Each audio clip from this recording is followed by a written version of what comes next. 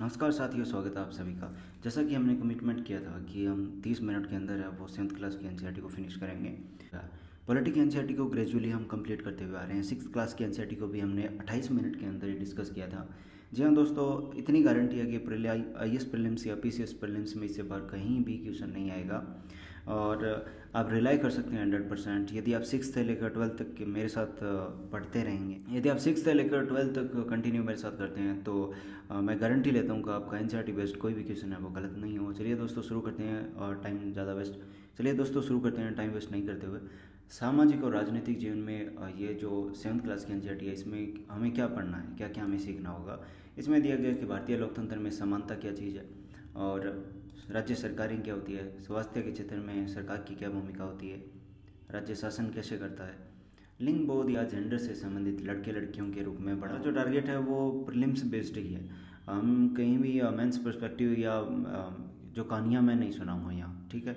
यदि आप डेडिकेट के आपको प्री के अकॉर्डिंग ही इसमें प्रिपेयर करना है तो आप मेरे साथ बने रहिए, वरना कोई आप और भी कर सकते हैं, खुद से भी पढ़ सकते हैं।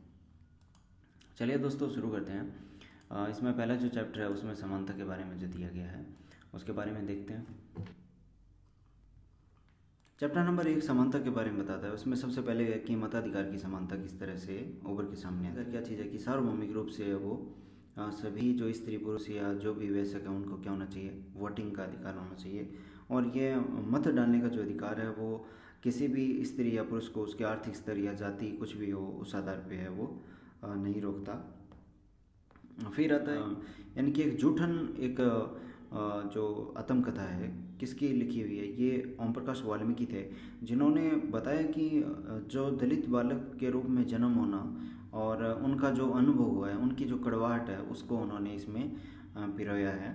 और उसके बाद देखते हैं मानवीय गरिमा क्या है कि मानवीय गरिमा का इसमें सामने एग्जाम्पल दिया है कि एक ये दीवार फिल्म का एग्जाम्पल है शायद, हाँ दीवार फिल्म का, जिसमें एक लड़का बोलता है जो ज्योति की सिपाही करता है और उसको वो ऊपर से पैसे फेंकता है जो मालिक है, तो वो बोलता है साहब नहीं, मुझे इज्जत का पैसा चाहिए, ऐसे नहीं चाहिए, ठीक है। तो उस तरह से वो सम्मान को है वो ठेस नहीं पहुंचनी चाहिए।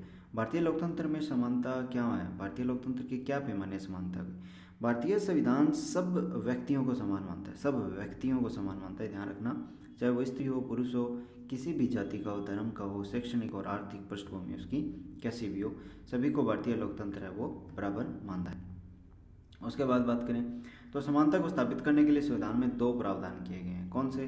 पहला जो प्रावधान है वो कानून की दृष्टि से हर कोई समान है, ठीक है। हमारा जो कानून है वो डाइसी के प्रिंसिपल पर चलता है कि कानून से ऊपर कोई भी चीज़ नहीं है और सभी है वो नीचे है। दूसरा दूसरा इसमें है कि हाँ दोस्तों एक बात बता दूं, डाइसी के जो 3 प्रिंसिपल है उसमें से 2 प्रिंसिपल है वो भारत का संविधान है वो कवर करता है, वो लक्ष्मीकांत में पढ़ेंगे हम।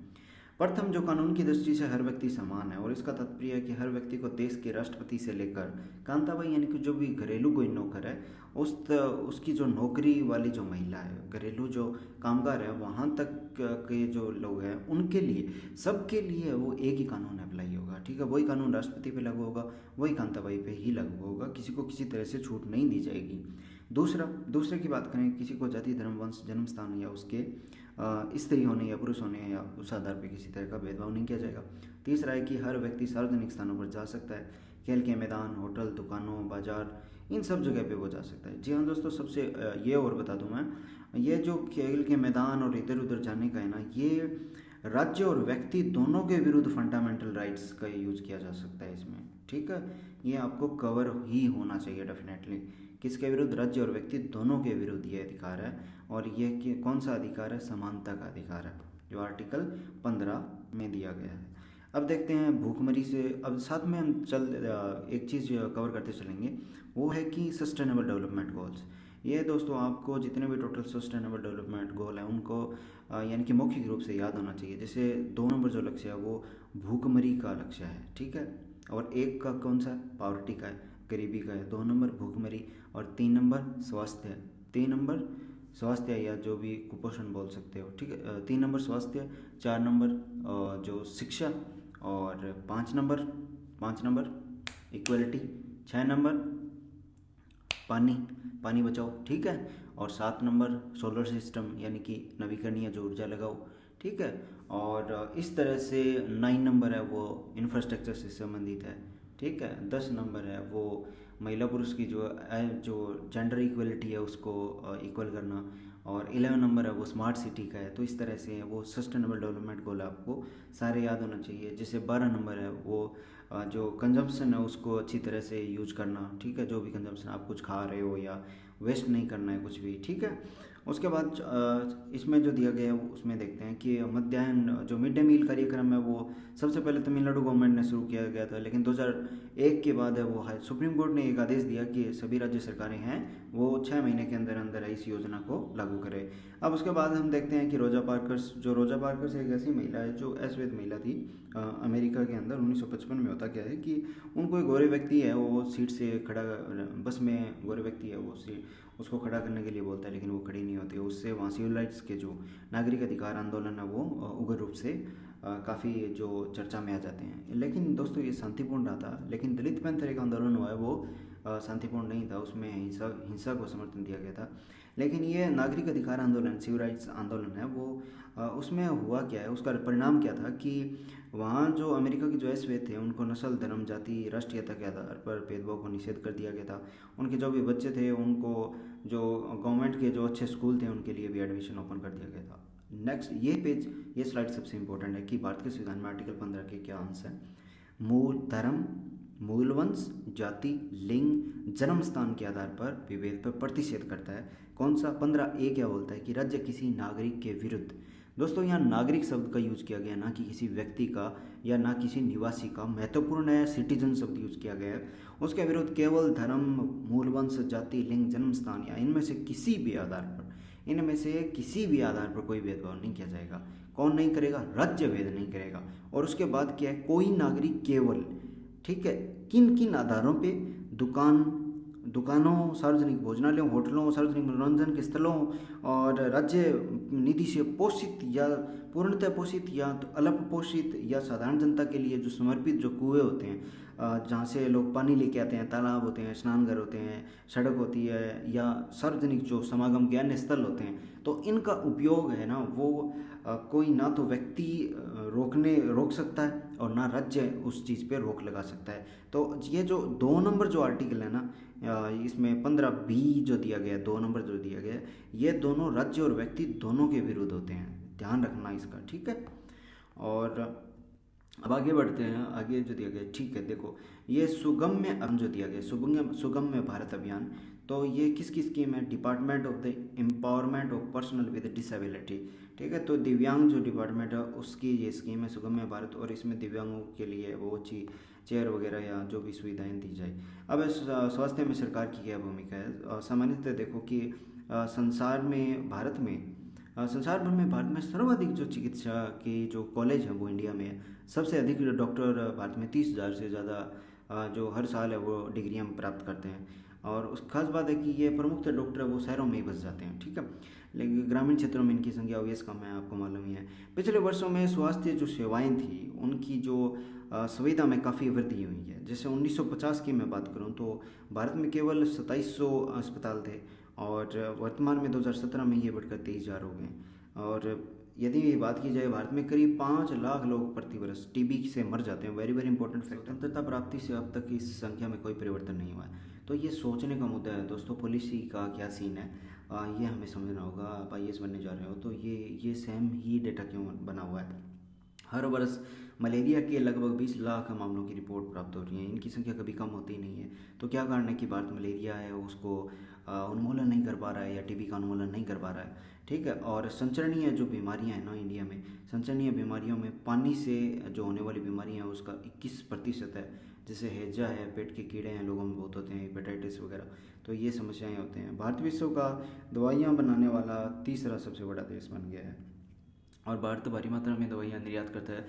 इकोनॉमी सर्वे 2021 में काफ़ी एक अच्छा कॉलम आया, उसको इकोनॉमी सर्वे करेंगे तब डिस्कस करेंगे। समस्त बच्चों में से आधे 50% बच्चे उनके लिए भोजन ही नहीं है और वे अल्प पोषण के है वो शिकार हो रखे हैं। उसके बाद बात करूँ कि आयुर्विज्ञान जो परिषद है, भारतीय जो आयुर्विज्ञान परिषद है उसकी एक नैतिक संहिता है, ठीक है, एथिक्स कोड है। उसमें दिया गया कि हर जो रेजिडेंट जो होता है या डॉक्टर होता है वो जेनरिक दवाइयाँ ही लिखेगा हॉस्पिटल में, ताकि लोगों को कम पैसे में है वो इलाज मुफ्त में एक तरीके से मुहैया करवा सके। जन औषधि के बारे में बात करते हैं। ये जन औषधि क्या है? ये जनौषधि एक क्वालिटी यानी कि गुणवत्तापूर्ण मेडिसिन अवेलेबल करवानी है लोगों को, जिसके प्राइस है वो बहुत ही कम होते हैं, ठीक है। और जनौषधि मेडिकल स्टोर है ना, उसकी एक थीम है दाम कम और दवाई उत्तम, ठीक है। तो याद रखना ये जनौषधि की थीम है, दाम कम और दवाई उत्तम। और ये जनौषधि है वो central government offer quality generic medicine, जो जेनरिक मेडिसिन के लिए ये जनौषधि सेंटर है वो बनाए गए हैं। चलिए आगे देखते हैं। पोषाहार तो हो गया। 6 यानी कि क्लीन वाटर एंड सैनिटेशन से संबंधित है। और यहाँ मैं बात करूँ ओपीडी, तो दोस्तों ओपीडी की फुल फॉर्म होती है आउट पेशेंट डिपार्टमेंट, यानी कि बाह्य रोगी विभाग। यानी क्या ओपीडी में तो सबसे पहले हॉस्पिटल जाते हैं, सबसे पहले बाहर ओपीडी होती है, उसी में ही चेकअप करवाते हैं, बाद में तो वार्ड में भर्ती करते हैं। तो ये अपना वाला डिपार्टमेंट है वो आउट वाला होता है, ताकि बाहर से ही दिखा के वो सीधी पर्ची से ही हम दवाइयाँ लेके आते हैं। अब जेनरिक दवाइयाँ क्या होती हैं? दवाइयों के रासायनिक नाम है जेनरिक नाम। क्या होते हैं? जेनरिक नाम है दवाइयों के रासायनिक नाम है। वे दवाइयों में प्रयुक्त सामग्रियों की पहचान करने में मदद करते हैं। वे विश्व स्तर पर मान्यता प्राप्त हैं। उदाहरण के लिए एसिटाइल सालिसिलिक एसिड एस्पिरिन का जेनरिक नाम है। दोस्तों वेरी वेरी इंपॉर्टेंट है, ये जेनरिक नाम या जेनरिक परिभाषा आपको मालूम होनी चाहिए। यहाँ से इक्का दुक्का क्वेश्चन उठता है, लेकिन वो घटिया क्वेश्चन यहीं से उठा लेते हैं। बदमाश है यूपीएससी, ध्यान से पढ़ना। और अब यदि बात करें तो राज्य शासन कैसे करता है? और विधानसभा के सदस्य को विधायक यानी कि एमएलए कहा जा सकता है। MLA member of legislative assembly का संक्षिप्त रूप है। और एमएलए क्या होता है कि एक राज्य विशेष के अंदर जो अपने जो चुनते हैं, वो भी सबको मालूम है यार, इसमें मैं ज़्यादा टाइम आपका वेस्ट नहीं करूँगा। भारत में हर राज्य में एक विधानसभा है, ठीक है। हर राज्य कई निर्वाचन क्षेत्र में बढ़ा हुआ है, ये तो आपने नॉर्मल पुराने याद भी होंगे। लड़के लड़कियों के रूप में बड़े होना, तो देखो हरियाणा और तमिलनाडु का थोड़ा कंपैरिजन करके देखा है तो एक तमिलनाडु में रहने वाली जो महिला है उसको जो हरियाणा में रहने वाले जो महिला है उससे बेहतर उसकी स्थिति है, तो उसके बारे में थोड़ा सा उन्होंने कंपेयर करके दिया। कुछ खास इंपॉर्टेंट नहीं है, बस 5 नंबर है वो जेंडर इक्वलिटी की बात करता है बस, ठीक है। ये आपको मालूम होना चाहिए। और उसके बाद है औरतों ने कैसे दुनिया बदल दी है। और ये देखो ये अच्छा फैक्ट है, यहाँ याद करने वाला है। भारत में 83.6% महिलाएं खेतों में काम करती है। Very very important. 61वां सिंपल सर्वे 2004-5 पूछा जा सकता है। लेटेस्ट डेटा है, उसको अपने इकोनॉमी सर्वे से ही कन्फर्म करेंगे।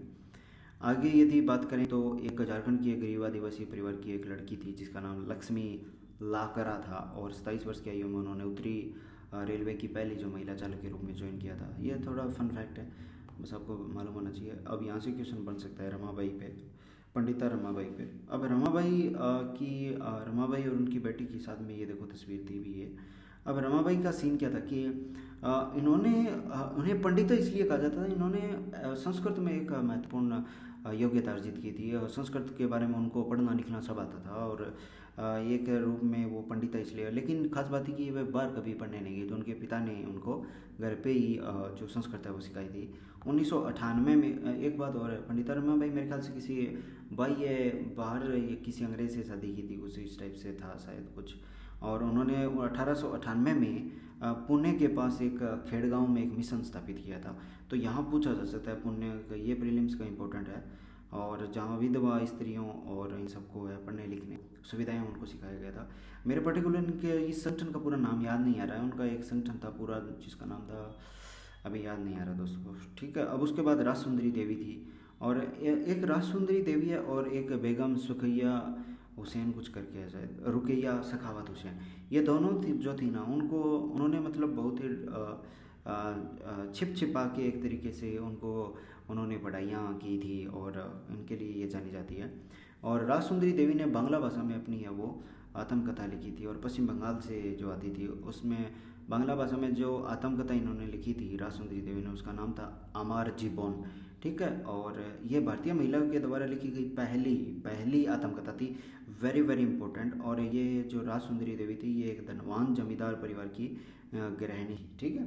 और उसके बाद यदि बात करें लेडीलैंड का सपना, तो ये सुल्ताना का सपन नाम से शीर्षक नाम से इनकी ये कहानी है वो जो जो उनकी जो कहानी है वो हमें दिखाई देती है। सुल्तान देखो इसमें लड़की है वो एक बड़ा जहाज वगैरह कुछ उड़ा रही है, यानी कि मतलब ये कल्पना करती है इसमें कि लड़कियों की एक दुनिया हो, महिलाओं की एक दुनिया हो जिसमें पुरुषों का कोई इंटरफेयर नहीं करो और सारे काम महिलाएं करें। तो उनका एक दृष्टिकोण ये था कि जागो महिलाओं, आगे बढ़ो, आगे बढ़ना ही तुम्हारा एक समाधान हो सकता है। और कलकत्ता में उन्होंने 1910 में लड़कियों के लिए स्कूल भी खोला था।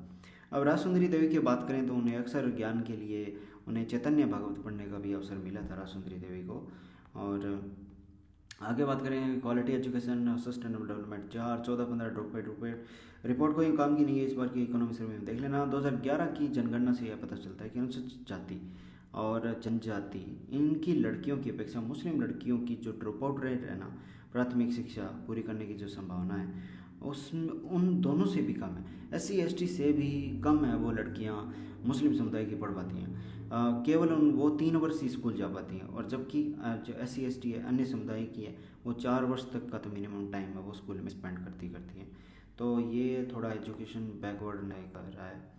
और 2014 में शुरू हुई बेटी बचाओ बेटी पढ़ाओ अभियान, ये 2014-15 में इसको शुरू किया गया था। अब मैं बात करूँ हाँ, बेटी बचाओ बेटी पढ़ाओ के बाद मैं ये बात करूँ तो महिलाओं के लिए क्या सुविधाएं हैं। सुविधाएं 2006 में घरेलू महिला या घरेलू हिंसा कानून आ गया था।